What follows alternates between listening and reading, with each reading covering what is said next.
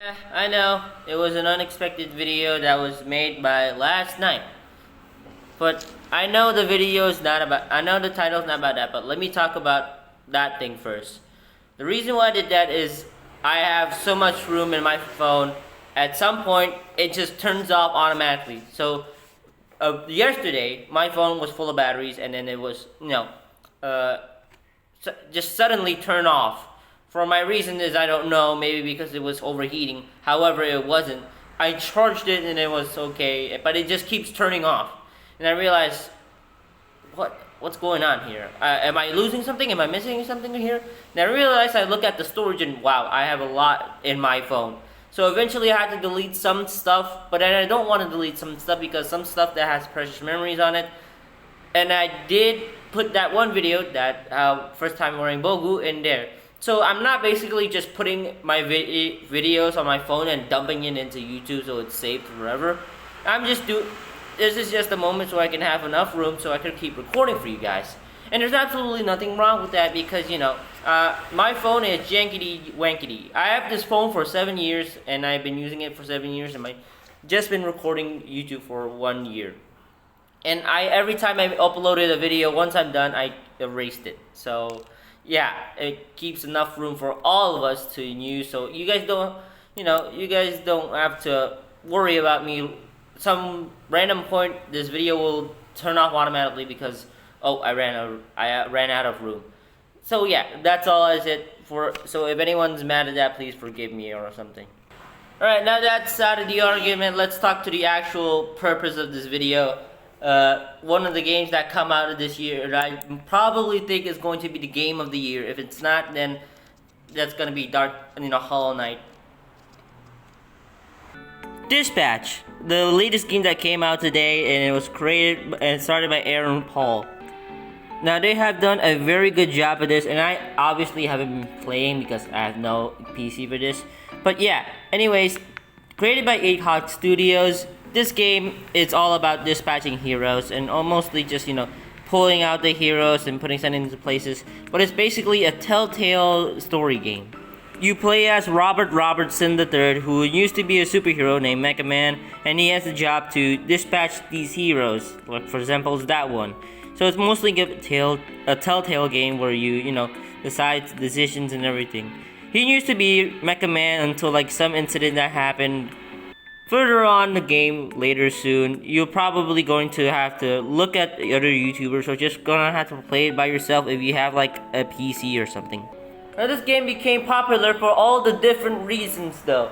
First of all, the gameplay is obviously, it's a superhero game where you dispatch for someone and then you send them to do this stuff. So it's basically the gameplay is after during the storytelling. Now basically, you're Robert Robertson III, voiced by Aaron Paul. For those who don't know, is from Jesse from Breaking Bad, and also what's his name again? His name is he's played Powerplex from Invincible, and I can tell you that this is probably the new Invincible. Probably not, because the style is basically a superhero and shit and combining stuff. Not to mention, there's one more thing I have to say to you. While I was watching this, I was also watching Has-Been Hotel Season 2 because they both came out on the same day. So comparing that to this is honestly not even fair, not even a fair play. It shouldn't be compared at all. They should be on separate dates. But that's a whole story for tonight, maybe for tomorrow, I guess. So Dispatch has a multiple episode story. It comes out every Wednesday, 2 episodes a day.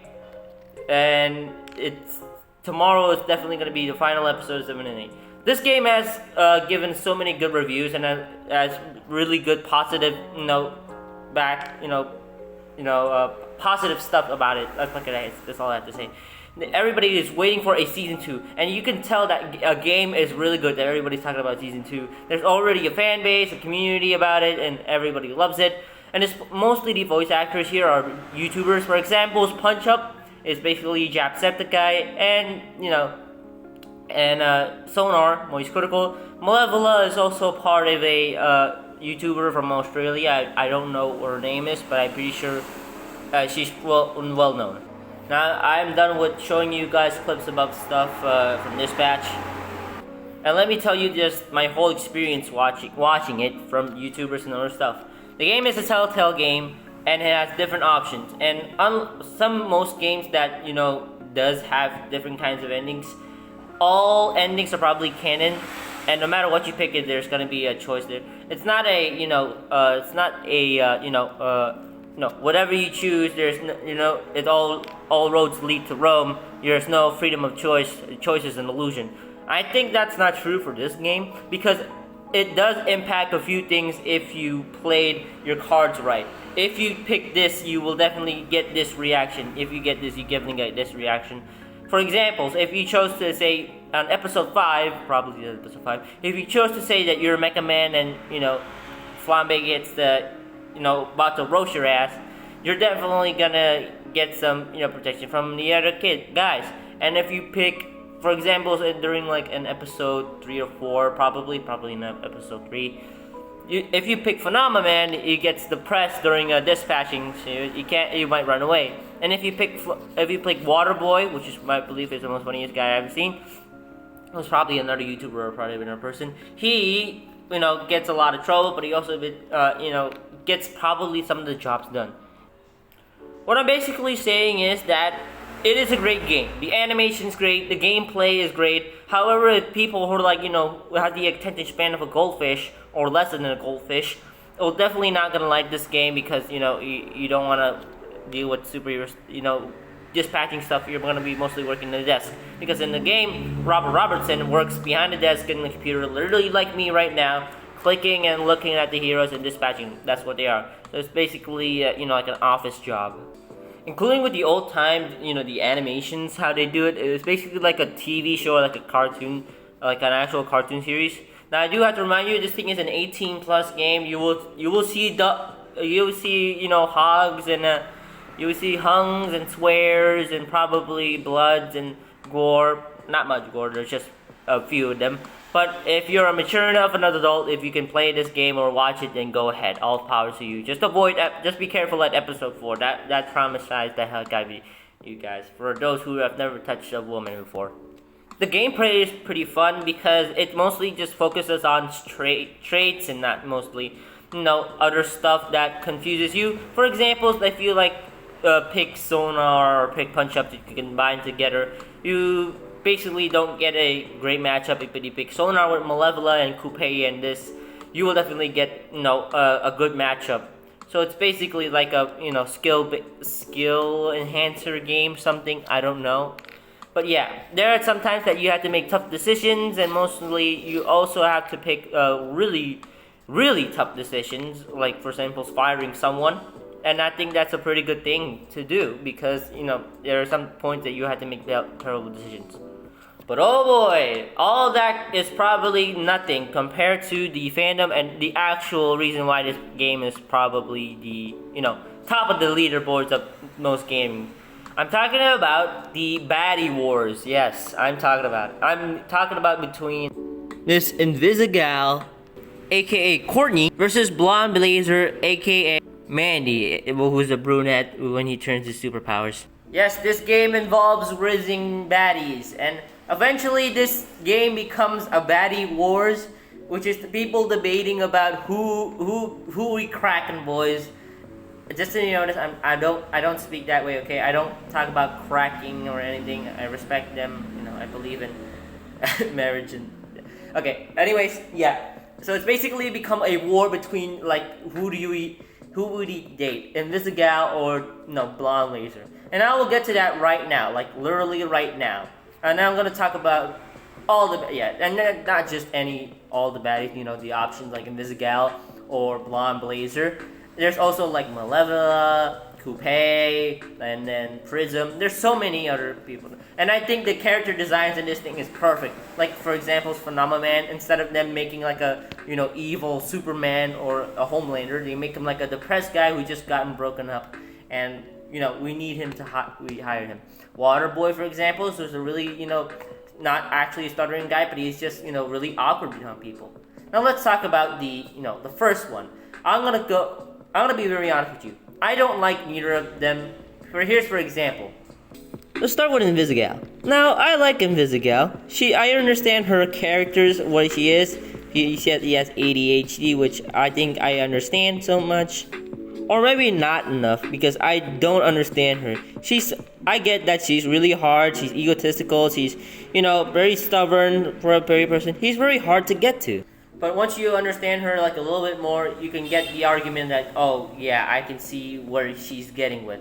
I understand what she's going through and blah blah blah blah. She's a hard person to get through, but once you do get through her, you can Robert and Invisigal works together probably.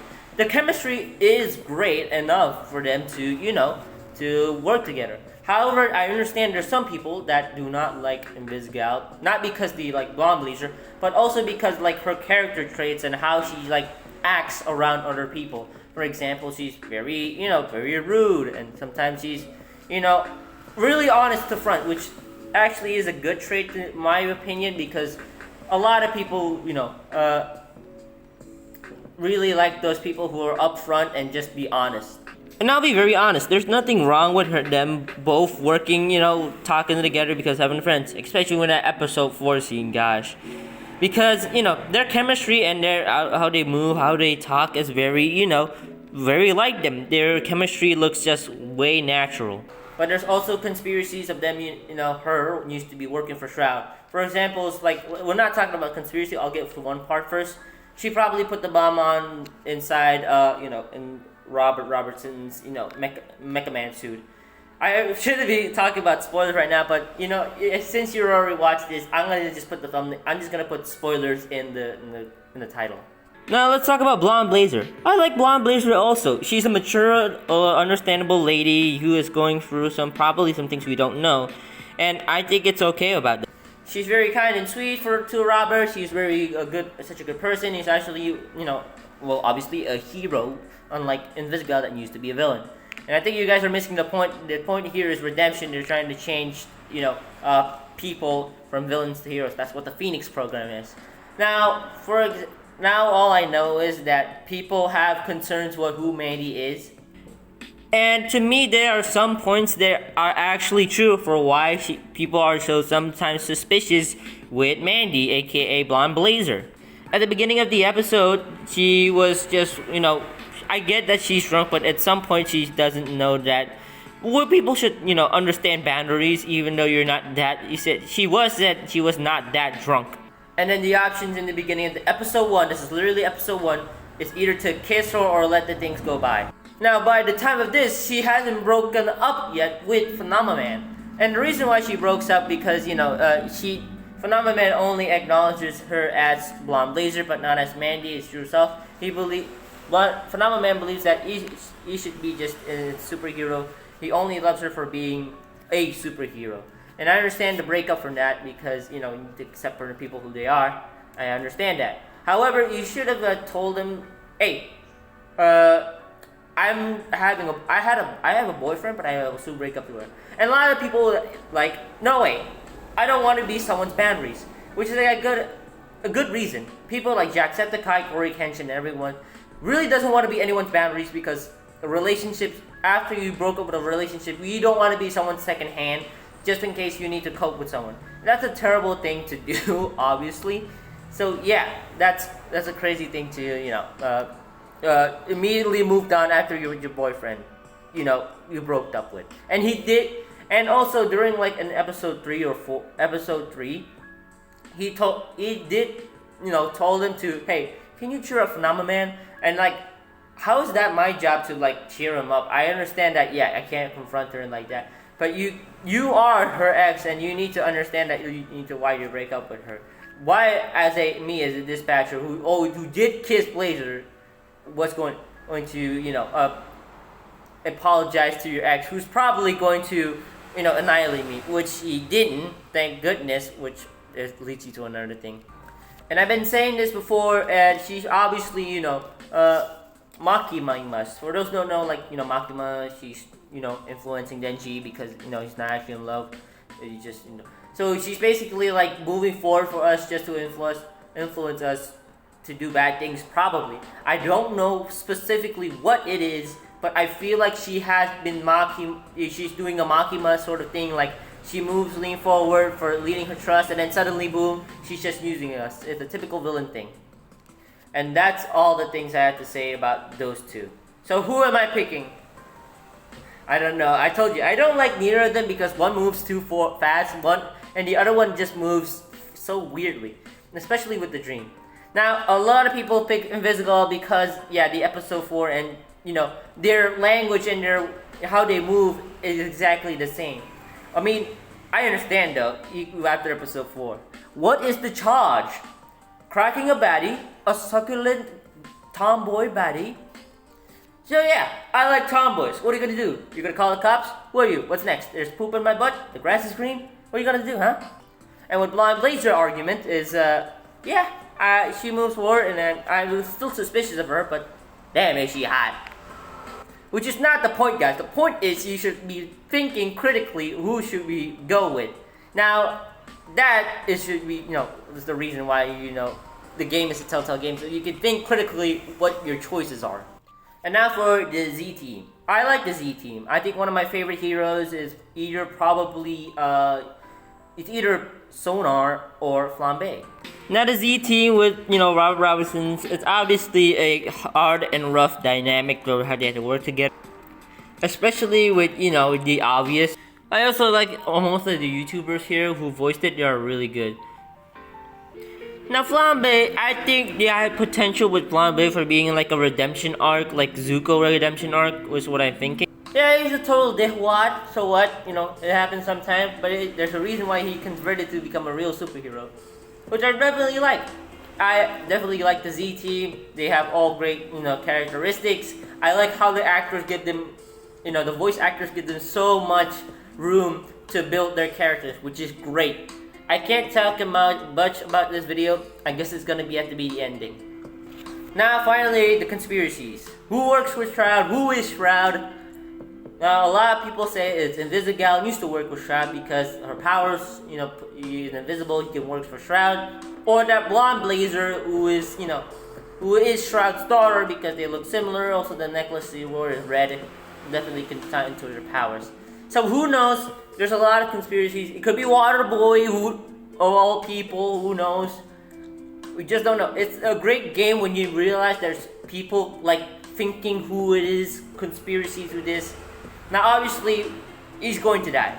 If I played this game, he's going to die after what he did to Chase, my guy. After what he did to Chase. So anyways, yeah, that's basically it for Dispatch. It's a really great game, and if you guys have the chance to play it, and so do I'll definitely play it too, because I already have a cheat sheet.